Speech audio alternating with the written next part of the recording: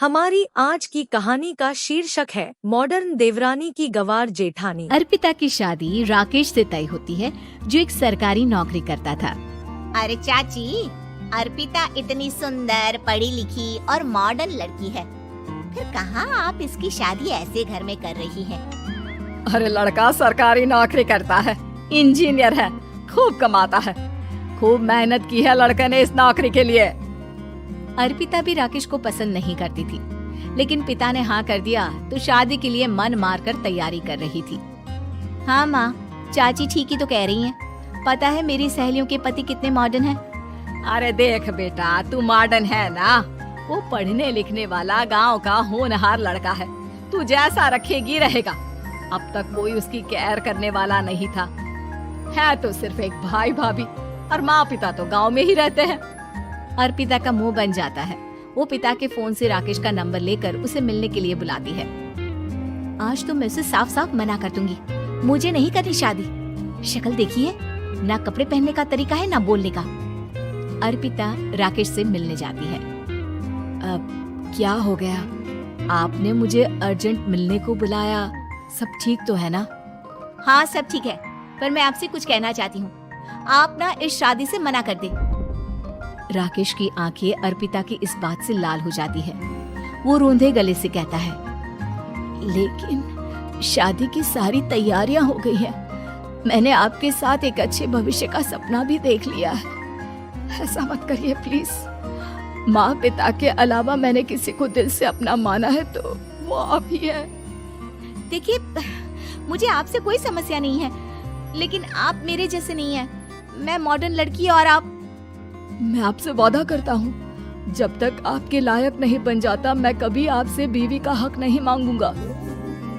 अर्पिता राकेश का प्यार देखकर पिघल जाती है और शादी के लिए हाँ कर देती है। दोनों की शादी हो जाती है, लेकिन शादी के बाद राकेश की भाभी, जो कि पूरी देहाती थी। ए राकेश, उठ, जब पानी भर कर ला, और तेरी बीवी को बोल के चूल्हा लगा दिया है, रोटी बना ले।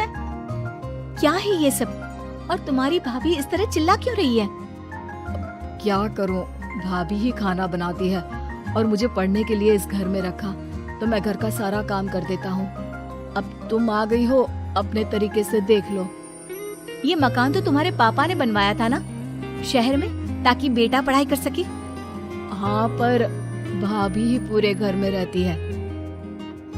ठीक है, देखो अब। अर्पिता बाहर जाती है। सूट पहनी अर्पिता को देखकर जेठानी का पारा हाई हो जाता है। शहर की हीरोइन, यहाँ ना चलेगा ये सब, समझी?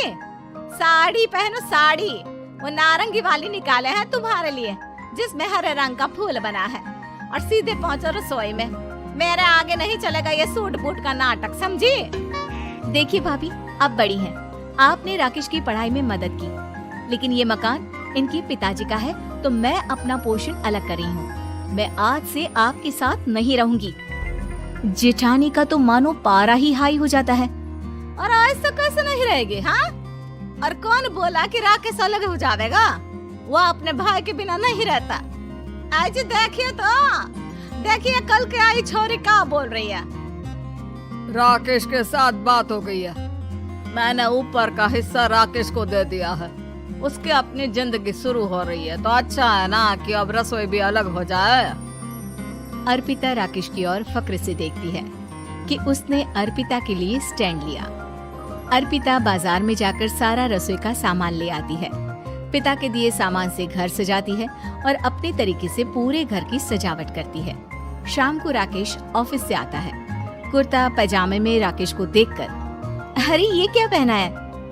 भाभी सिलती है ना कुर्ता, मैं सारी कमाई भाभी को ही दे देता हूँ। लेकिन अब ना बीबी को देना होगा, क्योंकि भैया भी अच्छी नौकरी करते हैं। भाभी अपने पति का पैसा संभाले और मैं अपने पति का पैसा संभालूंगी। तभी भाभी आ जाती है।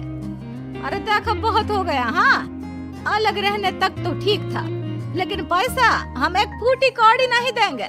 बचपन से तुम्हारे पति को हमने पाला है, उसका हिसाब दो। अच्छा, हिसाब चाहिए? कितना पढ़ी है आप जो आपको हिसाब चाहिए? बड़े भाई हैं उनके, जिन्होंने उन्हें पढ़ाया लिखाया, वो हिसाब मांगेंगे तो जरूर दे दूंगी भाभी। अरे देख, हाँ, अगर तूने पढ़ाई की है तो मैं भी अंगूठा छापना हूँ। अरे 5 की क्लास तक पूरी पढ़ाई की है, समझे? वैसे भी कल इन लोगों के माँ बाबूजी आ रहे हैं गाँव से, वही लोग ठिकाने लगाएंगे तुझे। अगले दिन सास ससुर आते हैं, दोनों बहुत ही सीधे लोग। अच्छा किया जो ऊपर के हिस्से में राकेश की गृहस्थी लगा दी। अब दोनों बेटे अपना अपना देख ले। छोटी बहू कहाँ है? अरे बहुत ही चालाक है माँ जी, ऐसी जबान चलाती है जैसे दर्जी कैंची चलाता है। वैसे बहू तुम भी कम नहीं थी।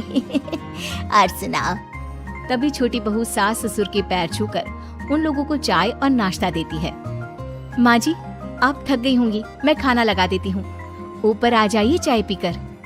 अरे बस बस यही रहेंगे वो, क्योंकि बड़ी बहू मैं हूँ। हमेशा से इनके माँ बाबूजी मेरे पास ही आए हैं। चलिए माँ जी, आप ना किचन में खाना बनाइए, मैं जरा बाजार होकर आती हूँ और फिर साथ में खाना खाता है। जेठानी बाजार निकल जाती है और सास ससुर बेचारे घर पर अकेले। फिर दोपहर को, माँ जी, मैंने आप सभी के लिए खाना बनाया है। माना मैं छोटी हूँ, लेकिन अच्छा लगेगा अगर आप लोग मेरे साथ रहें।